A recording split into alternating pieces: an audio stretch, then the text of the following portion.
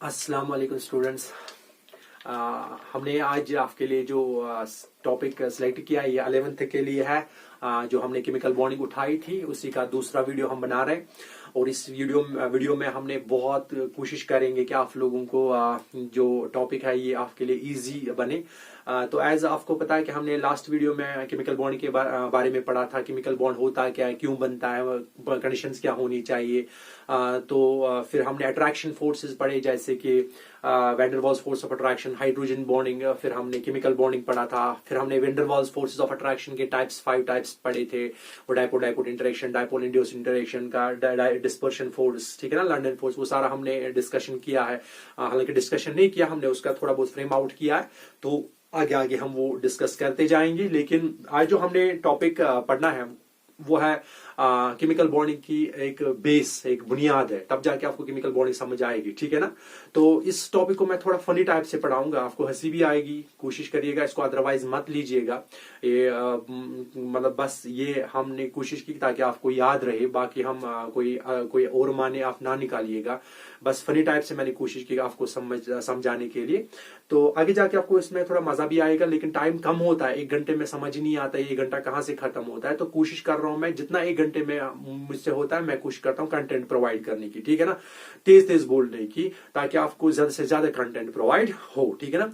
तो आज हम एक फनी टॉपिक पढ़ेंगे, फनी तरीके से इसको पढ़ेंगे। Let us start and best of luck, ठीक है ना। तो हम इसको इंशाल्लाह रहमान अच्छे से आप लोगों को समझाने की कोशिश करेंगे, ठीक है ना। तो लेट्स बिगिन। तो हम पहले टर्म स्टार्ट करेंगे और ये टर्म जो है that is the calculation of valence electron, ठीक है, और इलेक्ट्रॉनिक कॉन्फिगरेशन। यानी फर्स्ट टर्म जो आप पढ़ोगे, एक आप पढ़ोगे किन के बारे में, वैलेंस इलेक्ट्रॉन्स के बारे में, ठीक है, और किन के बारे में, और इलेक्ट्रॉनिक कॉन्फिगरेशन के बारे में। ये आपको समझ आएगा तो केमिकल बॉन्डिंग आप लोगों को बहुत इजी लगेगी कि उसमें कोई आपको प्रॉब्लम्स क्रिएट नहीं होंगे। तो पहले आपको ये टर्म पता होनी चाहिए, ठीक है ना। तो ये टर्म पता होने के लिए आपको क्या पढ़ना, इलेक्ट्रॉन बैलेंस इलेक्ट्रॉन्स, और ये पढ़ने के लिए आपको जाना चाहिए सेकंड चैप्टर में, दैट इज पीरियोडिसिटी में, ठीक है ना, पीरियोडिक क्लासिफिकेशन में। तो पीरियोडिक क्लासिफिकेशन में आपको पता ही है। तो पहले पीरियोडिक क्लासिफिकेशन या पीरियोडिक टेबल जो आपने पढ़ा है वो 4 ग्रुप्स में या 4 पार्ट्स में उसको डिवाइड किया गया है। एक एस ब्लॉक, एक पी ब्लॉक, एक डी ब्लॉक, ठीक है। हम पहले एस से स्टार्ट करेंगे। आपको पता होना चाहिए कि एस जो है, एस ऑर्बिटल, ठीक है ना, एस ऑर्बिटल की एक ही ओरिएंटेशन है, वन ओरिएंटेशन, और आप डायरेक्शन भी बता सकते हो, ठीक है ना। S orbital has only one orientation, ठीक है ना। आपको पता है कि एक ओरिएंटेशन बस एक ही शेप की होती है, दैट इज सर्कल, और इसको आप स्फेरिकल भी लिख सकते हो। क्या लिख सकते हो, स्फेरिकल, ठीक है ना। Means S orbital has only one orientation, इसलिए उसकी शेप जो होती है दैट इज स्फेरिकल, ठीक है ना। और आपको यह भी पता होगा कि आपने जब प्रिंसिपल क्वांटम नंबर पढ़े होंगे तो वहां से आपने पढ़ा होगा कि s ऑर्बिटल जो होता है it can accommodate only up to 2 electrons, ठीक है ना। ये ज्यादा से ज्यादा कितने इलेक्ट्रॉन्स ले सकता है, 2 इलेक्ट्रॉन्स ले सकता है, 2 से ज्यादा ये नहीं लेगा, ठीक है ना। मतलब इसकी जो कैपेबिलिटी है, एबिलिटी है, इसकी एबिलिटी है बस ये 2 इलेक्ट्रॉन्स ले सकता है, इसके अलावा ये कोई इलेक्ट्रॉन नहीं लेने वाला, ठीक है ना। और ये 2 इलेक्ट्रॉन्स लेगा जिनका स्पिन हमेशा अपोजिट होगा, विद अपोजिट स्पिन, ठीक है ना। अगर ये 2 इलेक्ट्रॉन्स लेगा तो मतलब पी एस ब्लॉक जो है इसको 2 ग्रुप्स में, ठीक है ना, इसको 2 ग्रुप्स में फिर क्या डिवाइड किया गया है। Means S orbital has only one orientation, and if only one orientation, that orientation is for the spherical figures, मतलब S has spherical shape, ठीक है ना। And S orbital can take up to 2 electrons, hence 2 groups are present in the modern periodic table, ठीक है, which belongs to what, S block elements, ठीक है ना। तो आपके पास 2 ग्रुप्स होंगे, S block ग्रुप्स के कितने, 2 ग्रुप्स होंगे S block, उसमें एक आएगा क्या, अल्कली मेटल, एक आएगा अल्कली मेटल, ठीक है ना, और दूसरा ग्रुप जो होगा that is alkaline earth metals, that is alkaline earth metals, ठीक है ना। यह है ग्रुप नंबर 1 और यह है ग्रुप नंबर 2, ठीक है ना। ग्रुप नंबर फर्स्ट और ग्रुप नंबर सेकंड, क्योंकि मैंने आपको बताया कि S can take up to 2 electrons only, hence 2 block S block elements are present. The first block S block element is called alkali metal, the second group is called alkaline earth metals. ठीक है ना? और इनको alkali metals क्यों बोलते हैं, इनको alkaline earth metals क्यों बोलते हैं, ये आपने सेकंड चैप्टर में पढ़ा होगा। ठीक है, तो हम यहां पे स्टार्ट करेंगे कि हमने लेना है किससे, वैलेंस इलेक्ट्रॉन से, तो हम फिर पहले स्टार्ट करेंगे अल्कली मेटल्स से। ठीक है ना? अल्कली मेटल्स में हम क्या लिखते हैं, हम लिखते हैं पहले first group number first, that is hydrogen. ठीक है ना? फिर क्या है, लिथियम, फिर क्या है, सोडियम, फिर पोटाशियम, फिर रुबीडियम, फिर सीसियम और लास्ट में फ्रेसियम आता है। ठीक है ना? मतलब अगर आपको इसको याद रखना है, इसके लिए आपको क्या करना है, एक ट्रिक याद रखनी है, हलीना की रब से फरियाद। फिर से, हलीना की रब से फरियाद। ठीक है ना? तो आपको ग्रुप नंबर फर्स्ट याद रहेगा, बाय यूजिंग अ टर्म हलीना की रब से फरियाद। ठीक है ना? तो ये फर्स्ट पीरियड का है, ये सेकंड पीरियड का, ये थर्ड पीरियड का, fourth, fifth, sixth, seventh period का है। ठीक है ना? तो आपको पता होगा कि अगर आपको इसका एटॉमिक नंबर ढूंढना है, वो कैसे आप ढूंढोगे, हाइड्रोजन का एटॉमिक नंबर जो है दैट इज 1, दैट इज 1। तो बाकी आप इस तरह कैलकुलेट कर सकते हो, 2, 8, 8, 18, 18, 32, 32, इस तरह आप इसको आगे प्रोसीड कर सकते हो by using rule that is called 2n square. इसको आप बोलते हैं बोहर्सबरी रूल। ठीक है, 2n square, where n is the principal quantum number, ये आपने सेकंड चैप्टर में पढ़ा होगा। फिर आप याद रखिए कि इसका एटॉमिक नंबर 1 है, मतलब 2 से कम, 1 और 2 को फिर मिलाइए, वो क्या बनेगा फिर 3। ठीक है, फिर है लिथियम का एटॉमिक नंबर क्या होगा फिर 3 को फिर 8 के साथ मिलाइए। ठीक है ना? 3 को फिर किसके साथ, 8 के साथ मिलाइए, वो कितना हुआ, वो होगा 11। तो सोडियम का एटॉमिक नंबर 11 है। ठीक है ना? इस 11 को फिर, ठीक है ना, मिलाइए किसके साथ, इस 8 के साथ, वो कितना बनता है 19। तो फिर इसका भी होगा एटॉमिक नंबर 19। ठीक है ना? फिर इस 19 को आप 18 के साथ मिलाइए, वो क्या बनेगा फिर 37। ठीक है ना? फिर इसी तरह 37 को आप 18 के साथ मिलाइए, वो क्या बनेगा 55, और 55 को फिर 32 के साथ मिलाइए, वो बनेगा 87। इस तरह आप एटॉमिक नंबर निकाल सकते हो। ठीक है ना? एटॉमिक नंबर निकालने के बाद आपको क्या आना चाहिए, इलेक्ट्रॉनिक कॉन्फ़िगरेशन, जहां से हम क्या पढ़ेंगे, वैलेंस इलेक्ट्रॉन। ठीक है ना? और वैलेंस इलेक्ट्रॉन का मतलब क्या है कि वैलेंस शेल में कितने इलेक्ट्रॉन्स मौजूद है। ठीक है ना? अब आप देखिए इसके इलेक्ट्रॉनिक कॉन्फ़िगरेशन, वो क्या होती है, वो होती है 1s1। इसकी अगर आप देखोगे वो क्या होगा 1s2 2s1। इसका क्या होगा 1s2 2s2 2p6, फिर क्या होगा 3s1। इसका क्या होगा 1s2 2s2 2p6 3s2 3p6 and 4s1। ठीक है ना? तो इसी तरह इसको भी आप इलेक्ट्रॉनिक कॉन्फ़िगरेशन इसको की भी लिखिए, तो आप देखोगे कि लास्ट में क्या बनेगा, वो 5s1, 1s1 2s1 3s1 4s1 5s1, और ये जो है इसमें क्या होगा फिर 6s1, और इस वाले में क्या होगा फिर, इसमें होगा 7s1। ठीक है ना? ये 1 क्या रिप्रेजेंट करता है, फर्स्ट ग्रुप, हाईएस्ट वैल्यू क्या है 2, ये सेकंड पीरियड, थर्ड, ठीक है ना, हाईएस्ट वैल्यू 3 है मतलब थर्ड पीरियड, इसमें हाईएस्ट वैल्यू 4 है मतलब बिलोंग्स टू फोर्थ पीरियड, इसमें हाईएस्ट वैल्यू 5 है belongs to fifth period of the periodic table. ठीक है ना? तो इसी तरह इसका हाईएस्ट वैल्यू 7 आएगा, तो ये सेवंथ पीरियड से बिलोंग करेगा। ठीक है ना? अगर आपको देखना होगा इसके इलेक्ट्रॉनिक कॉन्फ़िगरेशन, तो इलेक्ट्रॉनिक कॉन्फ़िगरेशन करने के लिए आपको क्या करना है, आपको देखना होगा कि लास्ट शेल जो है वो 1s है। ठीक है ना? यहां पे क्या होगा 2s, यहां पे 3s, यहां पे 4s, यहां पे 5s1, s1 s1 s1 s1 s1 सभी में सेम आता है, तो हम लिखेंगे s1। ठीक है ना? बट यहां पे s1 के आगे 1 आता है, 2 3 4 5 6 एंड 7। ठीक है ना? तो इसके बदले क्या लिखोगे आप n, क्या लिखोगे n मीन्स पीरियड नंबर। ठीक है ना? It belongs to first period, it belongs second period, third period, fourth period, मतलब जो n का वैल्यू है वो रेंज होगा फ्रॉम 1 to 7। तो आप इस तरह लिख सकते हो 1 से लेकर 7 तक n का वैल्यू होता है, और s में कितने इलेक्ट्रॉन आएंगे, इसमें 1। That is the general electronic configuration of this group. ठीक है ना? आपको फिर से मैं बताऊंगा, याद रखने के लिए क्या करना आपको, हलीना की रब से फरियाद, हलीना की रब से फरियाद, ठीक है ना। अगर अब आपको इसमें वैलेंस इलेक्ट्रॉन देखने हैं, वैलेंस इलेक्ट्रॉन का मतलब है electrons present in the valence shell, last shell में कितने इलेक्ट्रॉन्स मौजूद है आप उनको बताते हो, these are called valence electron. और इसकी लास्ट शेल जो है 1 है, इसकी लास्ट शेल जो है दैट 2, इसकी लास्ट शेल जो है वो 3 है। हाईएस्ट वैल्यू देखिए, इसकी लास्ट शेल जो है वो क्या है 4, ठीक है ना। तो जो लास्ट शेल में इलेक्ट्रॉन्स है 1 इलेक्ट्रॉन 1 1 सभी में n है, ठीक है ना। मतलब अगर आप यहां पे वैलेंस इलेक्ट्रॉन की बात करोगे, वैलेंस इलेक्ट्रॉन्स की बात करोगे, ये कितने हैं 1, दैट मींस, ठीक है ना। एस ब्लॉक एलिमेंट्स का जो फर्स्ट ग्रुप है दैट इज अल्कली मेटल्स, ठीक है ना, उनका वैलेंस इलेक्ट्रॉन कितना होता है 1 होता है। और जो इनकी इलेक्ट्रॉनिक कॉन्फ़िगरेशन है वो क्या होती है ns1। वो कहां से n की रेंज जो है वो कहां से स्टार्ट होती है 1 से लेकर 7 तक, ठीक है ना। ये बनता है किसके इलेक्ट्रॉनिक कॉन्फ़िगरेशन अल्कली मेटल्स की। और दूसरा हम लिखेंगे अब अल्कली अर्थ मेटल्स के बारे में, ठीक है ना।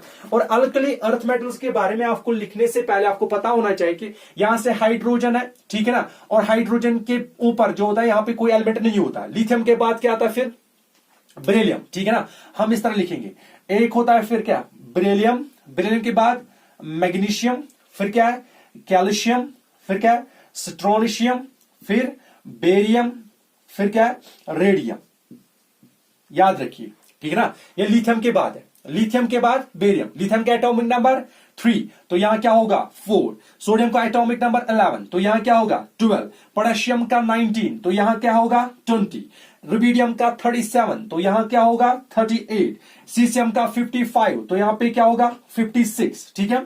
और फ्रेशियम का 87, तो यहां पे क्या होगा 88, ठीक है ना। इस तरह एटॉमिक नंबर कैलकुलेट कर सकते हो। तो आपको पता है ये याद नहीं रहा, ये ग्रुप सेकंड है, that is alkali earth metals. अगर आपको ये याद नहीं रहा तो याद रखने के लिए आप ये कर सकते हो, बेटा मांगे कार स्कूटर बाप राजी, ठीक है ना। या इस तरह बेटा मांगे कार स्कूटर बाप राजी, फिर से बेटा मांगे कार स्कूटर बाप राजी, ठीक है ना। अब इसके इलेक्ट्रॉनिक कॉन्फ़िगरेशन लिखिए। इलेक्ट्रॉनिक कॉन्फ़िगरेशन में टोटल इलेक्ट्रॉन्स 4, तो आप क्या लिखोगे 1s2 2s2, ठीक है ना।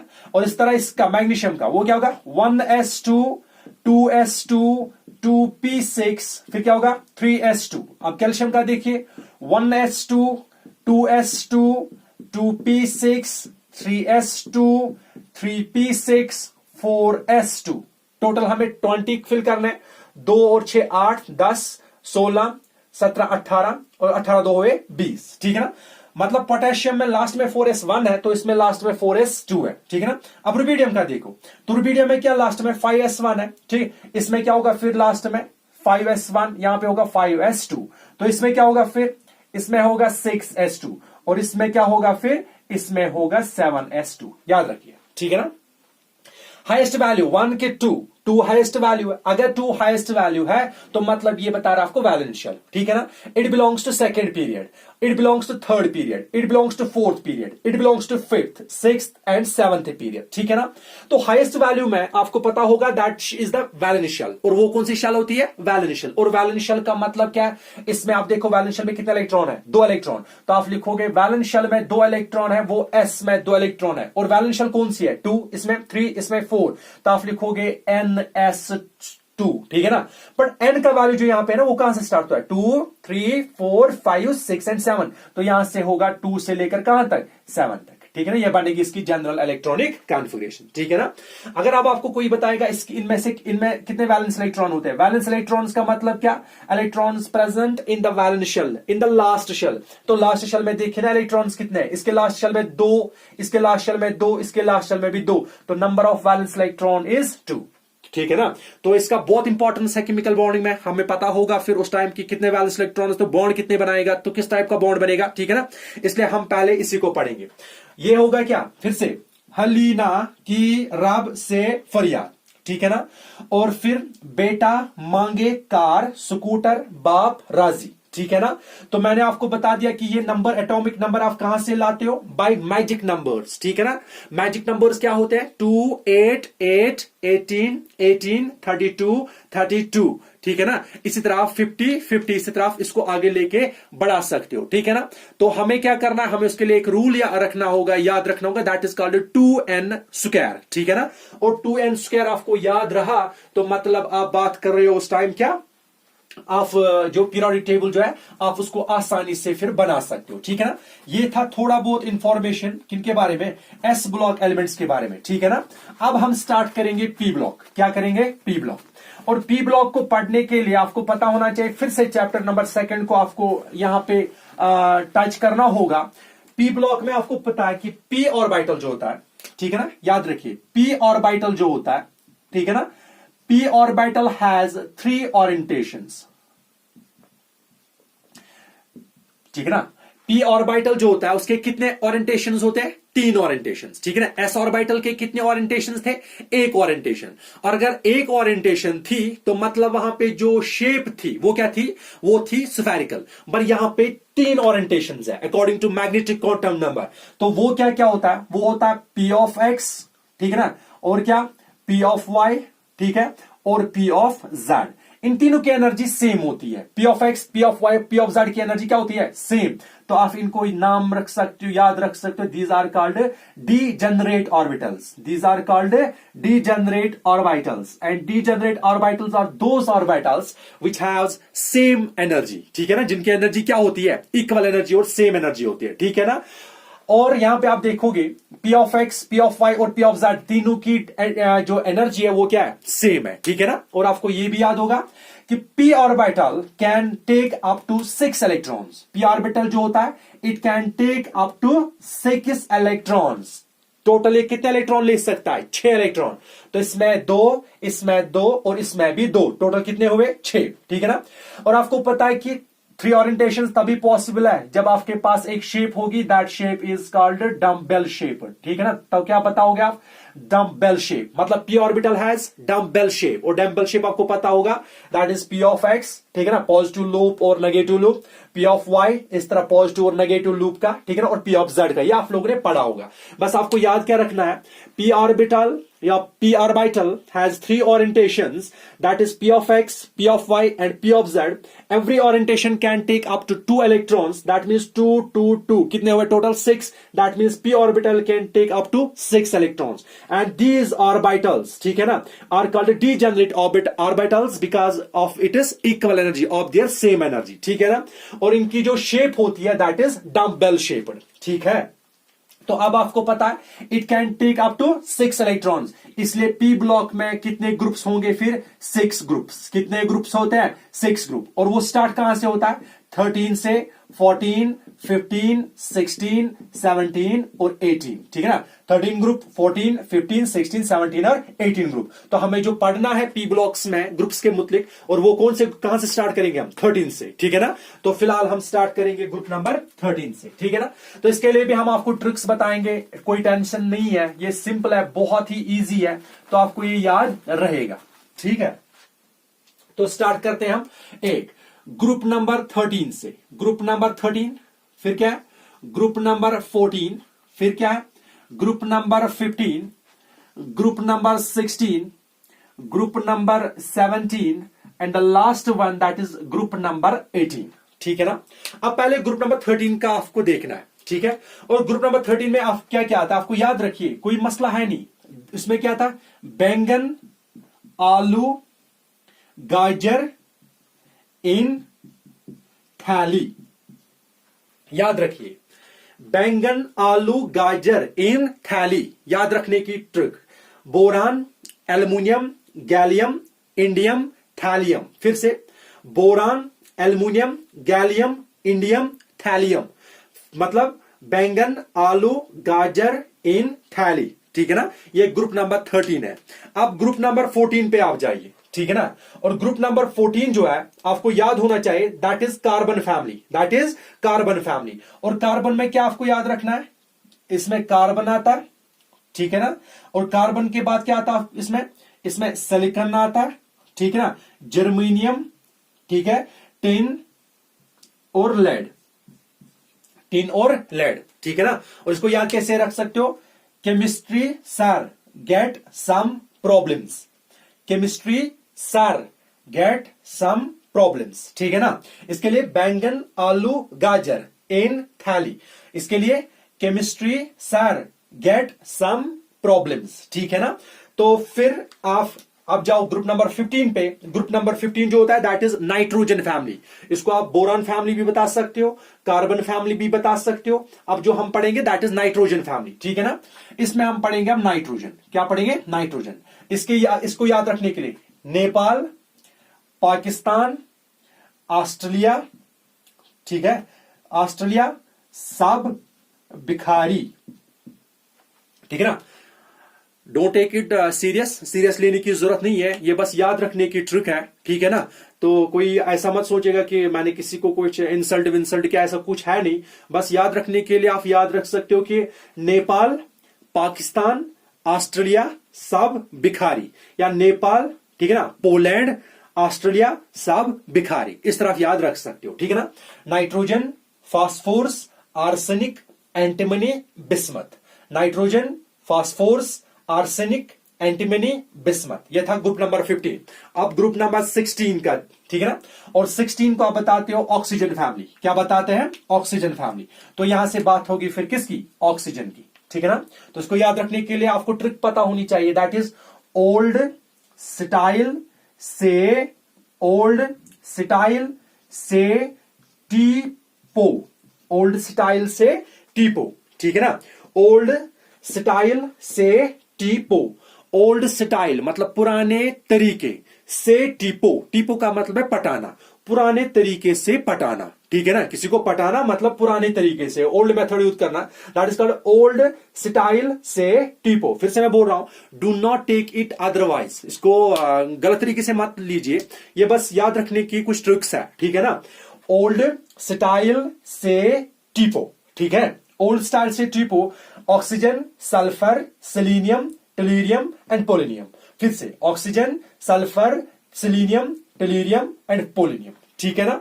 अब ग्रुप नंबर 17 का, ठीक है ना, ये आपको पता ही होगा, इसमें क्या था, फ्लोरीन, इसमें क्या था, फ्लोरीन, फिर क्लोरीन, ब्रोमीन, आयोडीन, फिर क्या था, एस्ट्रेडीन, ठीक है ना, यानी एटी, ठीक है ना।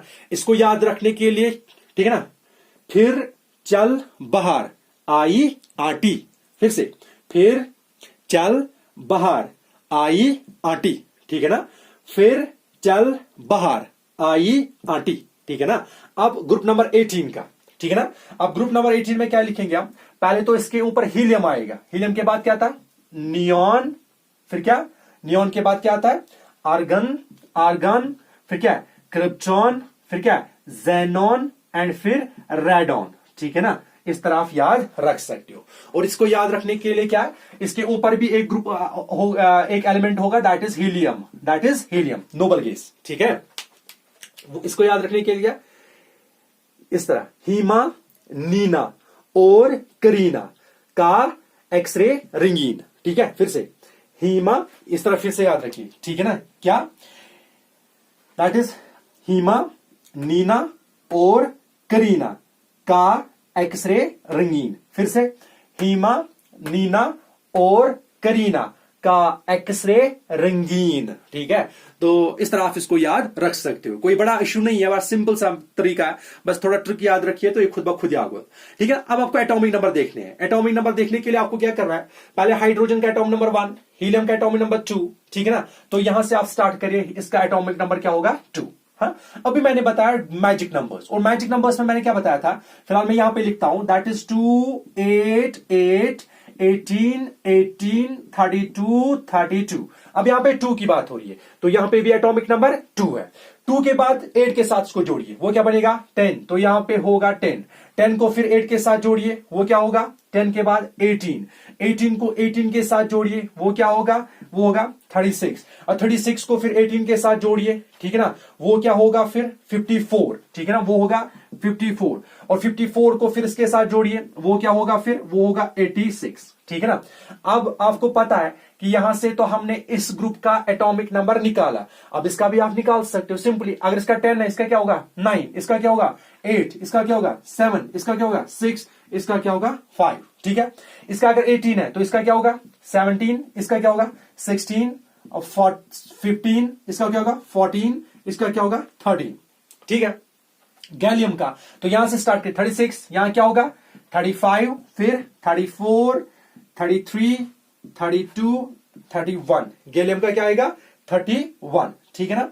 और यहां से आप देखो यहां पे क्या है 54 है ना, इसका क्या है 54, आयोडीन क्या आएगा 53, इसका क्या आएगा 52, इसका क्या आएगा 50, क्या आएगा 49, ठीक है ना। तो इसी तरह इसका कर सकते हो 86, तो यहां पे क्या होगा 85, 84, 83, 82, 81, तो इस तरह आप एटॉमिक नंबर निकाल सकते हो, ठीक है। तो एटॉमिक नंबर निकालने के बाद, ठीक है, हम बस एक ग्रुप पे फोकस करेंगे, बाकी आपको खुद समझ में आएगा, ठीक है ना। और वो कैसे, देखिए इस ग्रुप पे जब मैं निकालूंगा ना तो बाकी वही बनेगा, वही होगा, आपको टेंशन लेने की जरूरत नहीं, वही वो होता है। कैसे, देखो फिर से मैं बताता हूं। बैंगन आलू गाजर इन थाली, chemistry sir get some problems, Nepal Pakistan Australia सब भिखारी, ओल्ड स्टाइल से टीपो, फिर चल बाहर आई आटी, फिर हिना नीना और करीना का एक्सरे रंगीन, ठीक है ना। और फिर एटॉमिक नंबर, ठीक है। और आपको याद होना चाहिए, इसको आप बोरान फैमिली बताते हो, इसको कार्बन फैमिली, इसको नाइट्रोजन फैमिली, ठीक है ना।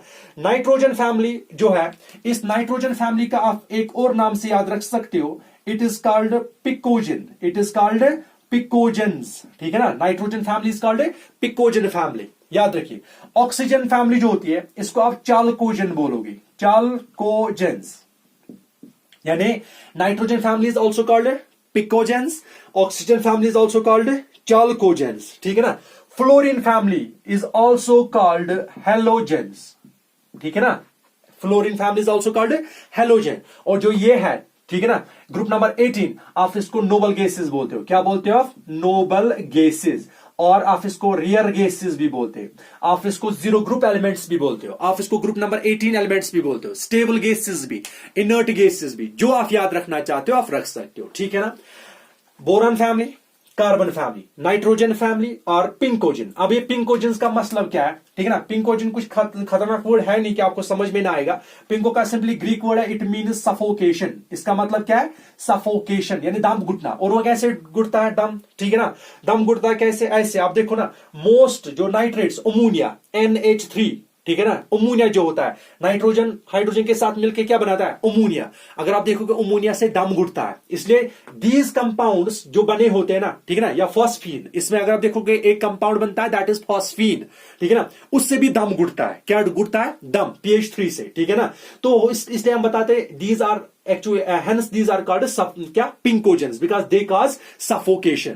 अब यहां पे चालकोजन, CHALCOGEN, ठीक है ना। और चालकोजेंस का मतलब क्या है, चालकोजेंस का मतलब है कि ये जो होता है दीज आर ओ, चालकोजेंस मतलब ओर फॉर्मिंग, चालकोजेंस मीन्स ओर फॉर्मिंग, ठीक है ना। और ओर फॉर्मिंग का मतलब है कि ज्यादातर ये जो भी कुछ मिलता है हमें, मेटल जो भी होगा ना, या कोई भी हमें मिलता है, ठीक है ना, अर्थ क्रस्ट से, वो हमेशा या तो ऑक्साइड के फॉर्म में होगा, मतलब ओर के फॉर्म में, सल्फाइड के फॉर्म में होगा, मतलब किसमें, ठीक है ना, ओर के फॉर्म में, सिलिनाइड के फॉर्म में होगा, मतलब ओर के फॉर्म में। मतलब मेजॉरिटी ऑफ द जो ये अर्थ क्रस्ट जो हम निकालते हैं, they are generally present in the form of ores, hence called chalcogens. और चालकोजेंस में बस ऑक्सीजन है, सल्फर है, ये सिलिनियम, टेलुरियम, पोलियम, ठीक है। अब halogens, fluorine is called halogen, ठीक है। क्लोरोब्रोमीन, इस ग्रुप को आप क्या बताते हो, हेलोजन। और हेलोजेंस का मतलब है साल्ट प्रोड्यूसर्स। क्या मतलब है, साल्ट प्रोड्यूसर्स, मतलब ये साल्ट बनाते हैं। कैसे? अभी हमने पढ़ा सोडियम के साथ मिलेगा ना Na, अल्कली मेटल्स, यहां पे Cl मिलेगा यानी NaCl, सोडियम क्लोराइड, वो क्या है? साल्ट। सोडियम फ्लोराइड, वो क्या है? साल्ट। पोटेशियम क्लोराइड, वो क्या है? साल्ट। जब आप इस ग्रुप को ट्रीट करोगे अल्कली मेटल्स के साथ, ये साल्ट्स बनाते हैं। क्या बनाते हैं? साल्ट्स। तो इसलिए हम इनको बताते हैं क्या? हैलोजेंस। आगे जाके हम पी ब्लॉक्स में पढ़ेंगे, बहुत ही डीप, लेकिन फिलहाल आप याद रखिए, nitrogen family is called pnictogen, oxygen family is called chalcogen, fluorine family is called halogen, और इनको आप नोबल गैस बताते हो। Noble gas in the sense कि ये तो बहुत खास गैसेस है, रेयर गैसेस है, ठीक है ना, और इनका ऑक्टेट कंप्लीट होता है, इसलिए हम इनको स्टेबल गैसेस बोलते हैं, ठीक है ना, ठीक है। और ये इनर्ट इनको हम इनर्ट गैसेस भी बोलते हैं क्योंकि ये रिएक्शन में हिस्सा नहीं लेते। लेकिन आगे जाके आप देखोगे कि कुछ ऑक्साइड्स बनते हैं जैसे कि जेनॉन ऑक्साइड्स, ठीक है ना, वो आगे देखोगे आप कि इनर्ट का जो अच्छा सही मीनिंग है इनर्ट, ठीक है ना, इसका कोई इंपॉर्टेंस फिर नहीं रहता, क्योंकि इनर्ट का मतलब है जो रिएक्शन में हिस्सा ना ले। लेकिन कुछ जिनान के ऑक्साइड्स बनते हैं, जिनान के फ्लोराइड्स बनते हैं, तो मतलब ये इनर्ट अब नहीं रहा, ठीक है ना। तो हम एक ग्रुप पे इलेक्ट्रॉनिक कॉन्फ़िगरेशन पढ़ेंगे, बाकी आप खुद ब खुद देखोगे कि वो कैसे है, ठीक है ना, वो कैसे बनता है। बहुत ही इजी है, बहुत ही इजी। पहले इस केमिकल बॉन्डिंग को समझने के लिए आपको ये सारा कुछ आना चाहिए, ठीक है ना, तब जाके आप आगे जाके कुछ सीखोगे, अदरवाइज कुछ समझ में नहीं आएगा, ठीक है। अब बोरान, यहां पे 5 इलेक्ट्रॉन्स है ना, इसको इस तरह लिखोगे 1s2, फिर क्या है 2s2, फिर 2p1, ठीक है ना। अब आप देखो इसका 1s2, फिर 2s2, 2p6, 3s2, 3p1, ठीक है ना। टोटल कितना है? 13, 2 2 4 10 11 12 एंड 13, ठीक है ना। और इसका भी होगा 31। यहां पे अगर 2p1 निकला ना, तो यहां पे क्या निकलेगा फिर? 3p1। तो इस वाले कंडीशन में क्या निकलेगा फिर? 4p1। तो इस वाले में लास्ट में क्या निकलेगा? 6p1। इसमें क्या निकलेगा? इसमें निकलेगा 7p1, ठीक है ना। अब आपको देखना है, इट बिलोंग्स हाईएस्ट वैल्यू 2 और 2, हाईएस्ट वैल्यू 2 है, मतलब it belongs to the second period of the periodic table, it belongs to the third period of the periodic table, belongs to fourth period, it belongs to fifth period, ठीक है ना, and it belongs to sixth period of the periodic table, ठीक है ना। तो इस तरह आप बता सकते हो। अब हाईएस्ट वैल्यू आपको ढूंढना है, हाईएस्ट वैल्यू 2 है, ठीक है ना, और हाईएस्ट वैल्यू 3 है, हाईएस्ट वैल्यू 4, मतलब जो वैलेंस इलेक्ट्रॉन, वैलेंस शेल में जो इलेक्ट्रॉन है। अब आप देखो यहां पे 2 और यहां पे क्या है? 2 है कि नहीं? हाँ, अब यहां पे हाईएस्ट वैल्यू 3 और यहां पे क्या है? 3। हाँ, अब हाईएस्ट वैल्यू यहां पे 4 होगा, उसके आगे भी क्या होगा? 4, ठीक है ना। तो अगर आप इनकी वैलेंस के इलेक्ट्रॉन बात करोगे ना, तो इनकी वैलेंस के इलेक्ट्रॉन आपको क्या दोनों काउंट करने होंगे। कौन से? आपको NS भी काउंट करना होगा और NP का भी, क्योंकि यहां पे हाईएस्ट वैल्यू 2 है और हाईएस्ट वैल्यू 2 है। अगर आपको देखना है इसमें कितने इलेक्ट्रॉन? 2 और इसमें क्या 1, टोटल कितना हुआ? 3। तो इसमें भी फिर 3 होगा, इसमें भी 3, मतलब इसमें वैलेंस इलेक्ट्रॉन्स कितने होंगे? 3 है वैलेंस इलेक्ट्रॉन। क्यों मैं कर रहा हूं ये और ये काउंट? क्योंकि हाईएस्ट वैल्यू ये है, ठीक है ना, 2 and 2, ये एक ही शेल है, ठीक है ना, बट ये इसके 2 सब शेल्स है, ठीक है। तो इस तरह इसका वैलेंस शेल यही बनेगा, और वैलेंस शेल अगर ये बना जो इसमें इलेक्ट्रॉन्स होंगे तो वो वैलेंस इलेक्ट्रॉन्स होंगे, ठीक है।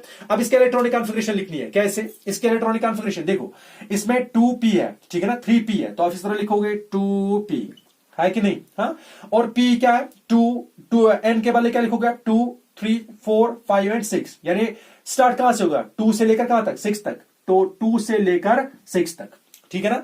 बट p में कितना इलेक्ट्रॉन है? 1, तो यहां पे होगा 2p1, यानी NP1, यानी general electronic configuration of this group is NP1 where n ranges from 2 to 6, और इसमें कितने इलेक्ट्रॉन्स है? 3 इलेक्ट्रॉन्स, ठीक है। तो ये आपको याद होना चाहिए, ठीक है ना। तो इसकी जनरल इलेक्ट्रॉनिक कॉन्फ़िगरेशन क्या लिखा मैंने? NP1, ठीक है ना। अब इसकी अगर NP1 है तो इस ग्रुप नंबर 14 की क्या होगी फिर? NP2, तो इसका क्या होगा फिर? NP3, इसका क्या होगा? NP4, इसका क्या होगा? NP5, और इसका क्या होगा? NP6, याद रखिए, ठीक है ना। अब अगर इस सारे p ब्लॉक का आपको कोई बताएगा मुझे इलेक्ट्रॉनिक कॉन्फ़िगरेशन बताओ, ये तो एक ग्रुप का था NP1, ये तो 14 ग्रुप का है NP2, ये तो 13th ग्रुप का है NP3, 15th ग्रुप से 16th का है NP4, ठीक है ना। अगर आपको कोई बताएगा जनरल बताओ मुझे, तो आप क्या लिखोगे? NP, ठीक है ना, और स्टार्ट होता है p में कितने इलेक्ट्रॉन यहां पे, ठीक है ना, p में कितने इलेक्ट्रॉन थे? 1, इसमें कितना है? 2, इसमें 3 4 5 6, मतलब 1 से लेकर 6 तक, ठीक है ना, और 1 से लेकर कहां तक? 6 तक। बट n का जो वैल्यू है, n का जो वैल्यू है, ठीक है ना, n का वैल्यू कहां से स्टार्ट होगा?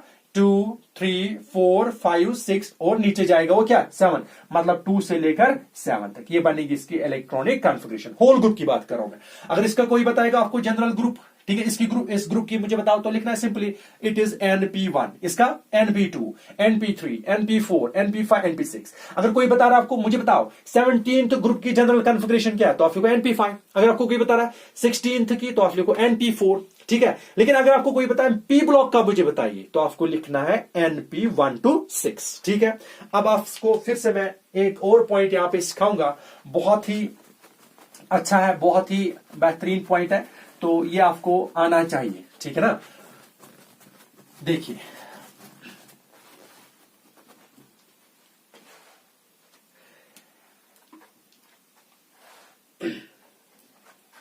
अभी मैंने बताया कि ये 2 और 2 हाईएस्ट वैल्यू, ठीक है ना। इसको आप बताते हो आउटर शेल, क्या बोलते हो, आउटर शेल।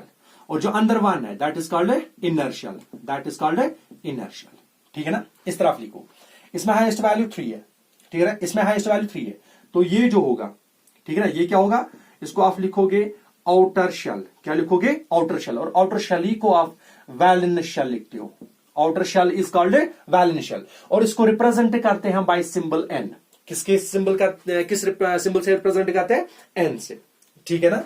अब इससे आगे जाओ, यहां पे 3 था, अब 2 वैल्यू, 2 और 2 हाईएस्ट वैल्यू ये है, ठीक है ना।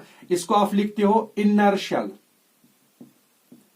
ठीक है ना, इसको क्या लिखते हैं आप, इनर शेल। और इनर शेल को आप लिखते हो that is called penultimate shell, याद रखिए penultimate shell, inner shell is called penultimate shell, ठीक है ना। और इसको क्या, ये तो n3 है, अगर n को हम एक कम करेंगे, यानी n कितना है 3, अगर इस 3 को हम एक कम करेंगे तो कितने रहे 2, तो इसको आप क्या लिखोगे, n को आप एक कम करो दैट इज n-1 शेल, ठीक है ना। यानी inner shell that is called penultimate shell, इसको आप किस तरह लिखते हो, n-1 shell.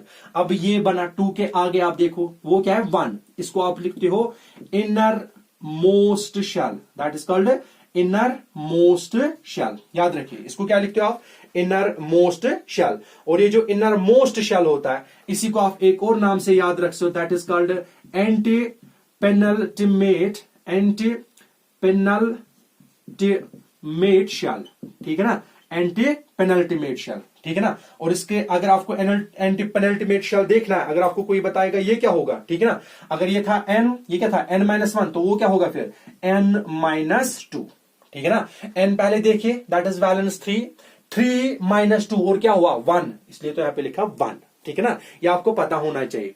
Outermost shell, inner shell, innermost shell, ठीक है ना। तो इस तरह आप इसकी इलेक्ट्रॉनिक कॉन्फ़िगरेशन निकाल सकते हो, इसकी वैलेंस इलेक्ट्रॉन्स निकाल सकते हो। और आपको ये पता होना चाहिए कि आउटर शेल क्या होता है, outer shell is the valence shell, ठीक है ना, where the valence electrons are present. फिर आउटर से लेकर नीचे जाएंगे आप तो इनर शेल मिलेगी, that is called penultimate shell and it is represented by n-1 shell. D block में आप इसको बहुत अच्छे से पढ़ोगे। और यहां पे 1s2 का मसला आएगा, that is innermost shell, that is called anti penultimate shell, ठीक है ना। तो यहां से हमने ये पढ़ा एस ब्लॉक और पी ब्लॉक्स के बारे में, ठीक है ना। तो एस ब्लॉक और पी ब्लॉक्स को पढ़ने के बाद हम जाएंगे अब सीधा एक टर्म पे, दैट इज कॉल्ड इलेक्ट्रोवैलेंसी। उस टर्म को बताते हैं क्या, इलेक्ट्रोवैलेंसी, ठीक है, इलेक्ट्रोवैलेंसी। और इलेक्ट्रोवैलेंसी अगर आप देखोगे सेकेंड टर्म इलेक्ट्रोवैलेंसी, ठीक है ना। इलेक्ट्रोवैलेंसी में बस आपको याद रखना होगा इलेक्ट्रोवैलेंसी, ठीक है ना। और इलेक्ट्रोवैलेंसी इतना जबरदस्त कुछ खास नहीं है, इसका सिंपली मतलब है नंबर ऑफ इलेक्ट्रॉन्स लॉस्ट और gained during the formation of bond. Bond बनने के दौरान, ठीक है ना, बॉन्ड बनने के दौरान कितने इलेक्ट्रॉन्स ट्रांसफर हो रहे हैं, गेन हो रहे हैं या लॉस हो रहा है, that is called electrovalency. But चाहे लॉस हो या गेन हो, हमेशा जो वैल्यू है ना वो आप पॉजिटिव लेना, ठीक है ना। चाहे लॉस होंगे चाहे क्या गेन होंगे, तो हमेशा आप वैल्यू क्या लिखोगे, पॉजिटिव। कैसे देखिए मैंने आपको भी बताया, दैट इज बेरिलियम बोरान, फिर carbon, nitrogen, oxygen, fluorine, neon, ठीक है ना। इसका एटॉमिक नंबर क्या था 5 6 7 8 9 10। ठीक है, अब वैलेंस इलेक्ट्रॉन हमें देखने हैं। ठीक है ना, अब देखो ये पहले में क्या है, 2 3, इसमें 2 और 4, 2 और 5, 2 और 6, 2 और 7, 2 और 8, यानी इसका ऑक्टेट कंप्लीट है। ठीक है, 2 और 3 बॉन्ड बनाने के लिए, इसके ऑक्टेट कंप्लीट करने के लिए इसके पास 3 इलेक्ट्रॉन है, होने चाहिए 8, लेकिन 3 है। अब चाहिए इसको कितने, 5। ठीक है ना, तो 5 तो नहीं देगा, ये इलेक्ट्रॉन लूज करेगा। तो मतलब उसकी वैलेंसी क्या हो, इस इलेक्ट्रो वैलेंसी क्या होगी, टेंडेंसी, ये कितने इलेक्ट्रॉन लूज कर सकता है, 3। तो इसकी इसमें 2 और 4 है। ठीक है ना, अब इसमें कंडीशन है, इस बोरान में आप देखिए इसमें एक प्रॉब्लम है। प्रॉब्लम क्या है, इसमें ये इलेक्ट्रॉन लूज भी कर सकता है। ठीक है ना, यहां से आप इस तरह देखिए,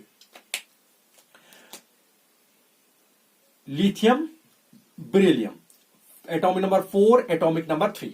ठीक है ना, तो आप इस तरह देखोगे, यहां पे 2 और 3 है, तो 2 और 2, इसमें 2 और 1। ठीक है ना, लास्ट में 1 इलेक्ट्रॉन है, होने चाहिए 8, 7 तो कोई नहीं देगा, इसलिए इस 1 इलेक्ट्रॉन लूज करेगा, मतलब 1।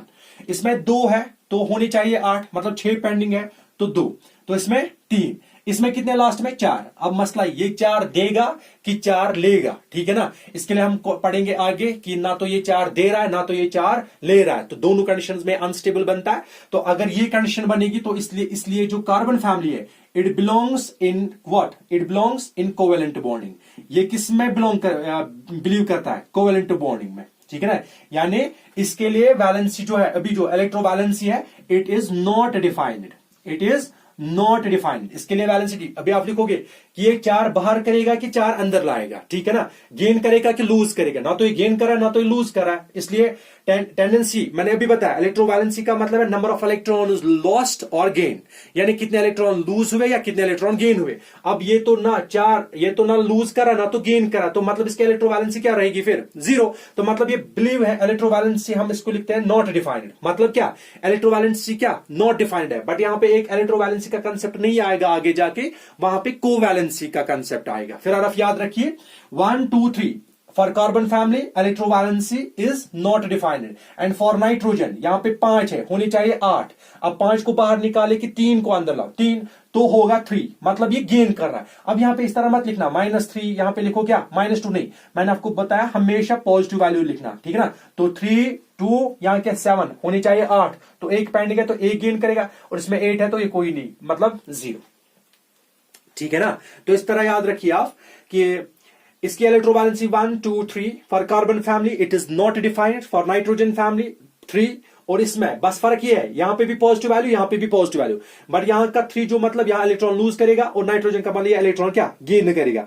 तो इस तरह आप ये निकाल सकते हो। ठीक है, इस तरह आप ये इलेक्ट्रोवैलेंसी निकाल सकते हो। और इलेक्ट्रोवैलेंसी का मतलब क्या है, electrovalency means number of electrons loose और नंबर ऑफ इलेक्ट्रॉन्स गेन। तो आप कितने इलेक्ट्रॉन्स लूज कर रहे हो और कितने इलेक्ट्रॉन्स गेन हो रहे हैं। ठीक है ना, अब एक और बात इंपॉर्टेंट देखिए, सेकंड चैप्टर में आप लोगों ने पढ़ा होगा लिथियम, और लिथियम के नीचे जो ग्रुप होगा, बेरिलियम के नीचे जो ग्रुप होगा, बोरान के नीचे जो भी ग्रुप्स होंगे, ठीक है ना, from top to bottom size increases, size क्या इंक्रीज हो रहा है। ठीक है ना, अगर साइज इंक्रीज हो रहा है तो ये वाले एलिमेंट जो होते हैं ना, ये खास है। क्या है, खास। इसलिए ये बाकी एलिमेंट्स जो इनके नीचे ग्रुप्स के एलिमेंट्स होते हैं वो डिफरेंट प्रॉपर्टीज दिखाते हैं, मतलब ये कुछ प्रॉपर्टीज एक्स्ट्रा दिखाते हैं as compare to the rest of the members. ठीक है ना, रेस्ट ऑफ द मेंबर्स से ये थोड़ा बहुत एक्स्ट्रा प्रॉपर्टी भी दिखाता है। These are hence called congeners. इनको आप बताते हो क्या, कॉन्जिनर्स। कॉन्जिनर्स का मतलब क्या है, ठीक है ना, the first member of each group. ठीक है ना, यानी लिथियम के नीचे जो एलिमेंट्स है उनमें जो first member that is lithium. ठीक है ना, the first member of each group are called congeners as they show different properties from rest of the elements belonging to the group. ठीक है ना, और ये क्यों खास प्रॉपर्टीज दिखाते हैं ये वाले, ठीक है ना, या आपने सेकंड चैप्टर में पढ़े होंगे क्यों दिखाते हैं, बस मैं आपको सिंपल कुछ याद बताऊंगा। ऊपर सबसे साइज होता है स्मॉल होता है, एक तो स्मॉल साइज की वजह से, स्मॉल साइज का मतलब एटॉमिक रेडिये, ठीक है ना, स्मॉल एटॉमिक रेडिये की वजह से एक ये, ठीक है ना, और दूसरा हाई इलेक्ट्रोनेगेटिविटी, हाई इलेक्ट्रोनेगेटिविटी। ठीक है ना, इलेक्ट्रोनेगेटिविटी क्या होती है, ज्यादा। अगर इलेक्ट्रोनेगेटिविटी ज्यादा है तो प्रॉपर्टी ये भी थोड़ा ये क्या होगा, क्या बोलते हैं इसको, डिफरेंट प्रॉपर्टी दिखाएगा। ठीक है ना, और सबसे इंपॉर्टेंट, ठीक है ना, that is called absence of D orbital, absence of D orbital. और ये इसकी खासियत है, ठीक है ना, सबसे बेहतरीन एक, these elements या these members shows different properties, ठीक है ना, from rest of the members of the group, ठीक है, hence these are called congeners। and why they show different properties? because of their small atomic radii, high electronegativity and absence of d orbital, ठीक है ना। तो अब ये absence of d orbital है, अब इस पे हम बहुत अच्छा पढ़ेंगे जब हम p ब्लॉक्स में जाएंगे या s ब्लॉक में भी पढ़ेंगे डाउन द ग्रुप। फिर इनर्ट पेयर इफेक्ट का मसला बहुत ही अच्छा है, ठीक है ना। फिलहाल आप इतना याद रखिए, the first member of the group, these are called congeners because they show different properties, ठीक है ना, from the rest of the group, ठीक है ना, because of their small size, high electronegativity and absence of d orbital, ठीक है ना। तो इस तरह आप इसको याद रख सकते हो, ठीक है। तो ये आपको पता होना चाहिए, अदरवाइज आगे जाके जो है आपको ना तो कुछ समझ आएगा ना कुछ, ठीक है ना। अब एक और है, ये तो s ब्लॉक के लिए था, पी ब्लॉक का भी हमने किया, ठीक है ना। अब हम करेंगे किसको कंसल्ट, डी ब्लॉक। लेकिन डी ब्लॉक में हम सब नहीं पढ़ेंगे, इंशाल्लाह आगे जाके हम वो उसको सारा पढ़ेंगे, लेकिन इसमें हम एक ही पीरियड को इसमें डी ब्लॉक का एक पीरियड हम लेंगे। तो उसी पीरियड में हम देखेंगे कि क्योंकि हमें जो केमिकल बॉन्डिंग में है वही पीरियड ज्यादा इस्तेमाल होता है, ठीक है ना, कॉपर का, जिंक का, ठीक है ना। तो वो हम याद करेंगे, ठीक है ना। देखिए एस और पी ब्लॉक्स, अभी मैंने आपको एस ब्लॉक पढ़ाया और क्या पी ब्लॉक एलिमेंट्स, ठीक है ना। और एस पी एंड ब्लॉक जो होता है, these are called normal elements, these are called together normal elements, together S and P block और कॉल्ड नॉर्मल एलिमेंट्स। और इनको आप रिप्रेजेंटेटिव एलिमेंट्स भी लिख सकते हो, these are called representative elements, या आप इनको मैन एलिमेंट्स भी बोल सकते हो, मैन एलिमेंट्स, ठीक है ना, मैन एलिमेंट्स, ठीक है ना। Means S block and P block elements are together called man elements or representative elements or normal elements, ठीक है ना। और बाकी जो है D block element, D block elements are called transition elements, ठीक है ना। अब आप D block का देखिए D block, ठीक है ना। आपको पता है D block में ऑर्बिटल जो इस्तेमाल होता है दैट इज D ऑर्बिटल जो होता है, D ऑर्बिटल हैज 5 ओरिएंटेशंस, याद रखिए। डी ब्लॉक में कितने ओरिएंटेशंस होते हैं, 5 orientations according to magnetic spin, magnetic quantum number. और आपको याद होना चाहिए वो 5 ओरिएंटेशन क्या होते हैं, D X Y, D Y Z, D Z X, D X square minus Y square and D Z square, ठीक है ना। और आपको पता होगा कि ये 4 जो होता है, ठीक है ना, ये 4, ठीक है ना, इनकी एक शेप होती है और इस डी जेड की एक शेप होती है, ठीक है ना।